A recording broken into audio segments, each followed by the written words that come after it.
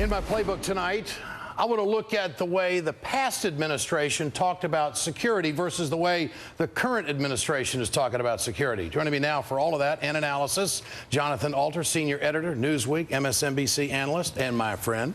How are you, Ed? You were great on the radio today. Way to go, guys. Always fun. All right, now we're wordsmithing this back and forth. Who's winning this war of words, in your opinion? Well, I think the president is. You know, you would think because he's not talking in sound bites with sharp edges that he would lose in our crazy soundbite culture. But look at the numbers. He's over 60%. Approval rating for Dick Cheney, as one White House aide told me, it's fluctuating between the old drinking age and the new drinking age. He's down around 20%. The president today addressed the issue of fear-mongering, and also the wordsmithing of all of this. Too often, our government made decisions based on fear rather than foresight. That all too often, our government trimmed facts and evidence to fit ideological predispositions. In other words, we went off course. Trimmed facts and evidence. It's pretty strong. Well, it's the truth. I mean, this is the thing about this guy, is he will cut to the chase. He tries to do it without being offensive, without having too sharp of an edge. But he calls it the way he sees it, and he does it in a judicious fashion. Even if you don't agree with all of his calls, you got to give the president credit for bringing a lot of thoughtfulness and common sense to this debate. Did he score a big one today, in your opinion?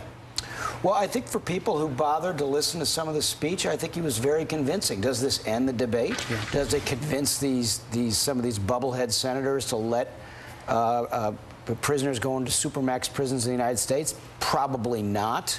But it does advance the debate, and it lets the president come back and continue to try to reason with people down the road. Now, the president, I thought today, put a nice foundation to the whole thing.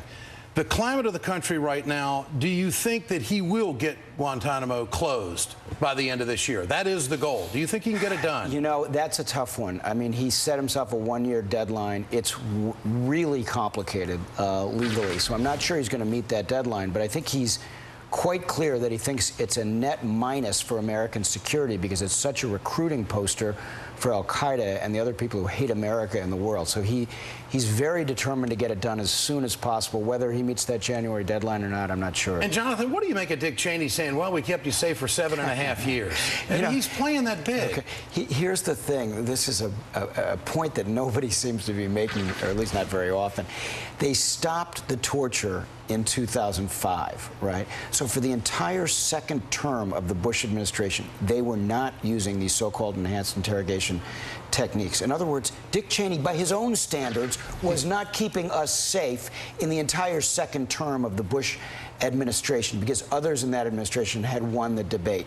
So not only is he on the wrong side of Barack Obama, he's on the wrong side, as the president pointed out today, of many people in the Bush administration who had their way in the second term and realized that these techniques were not making us safer. So he's going to try to play pin the tail on the donkey with the Democrats on this and make the Democrats look weak.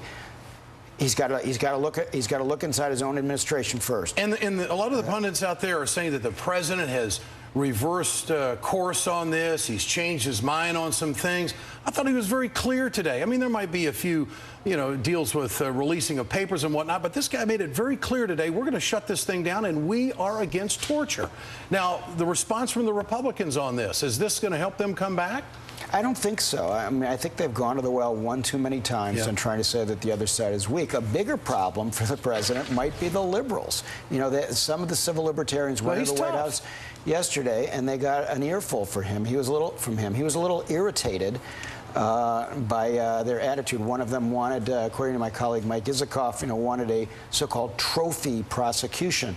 The president didn't respond well to the idea of, making an example of somebody in the Bush administration. He wants to move on. I'm not sure he's right about that, but at least we can have a reasoned debate. And finally, I want to play this soundbite of the president today, President Obama, talking about the one argument that seems to be propping up quite a bit. Let me begin by disposing of one argument as plainly as I can. We are not going to release anyone if it would endanger our national security. nor will we release detainees within the United States who endanger the American people. Quick reaction to that. Well, the thing that just gets me is you have Republicans saying, oh, Barack Obama, he's such a liberal, he's going to let everybody free.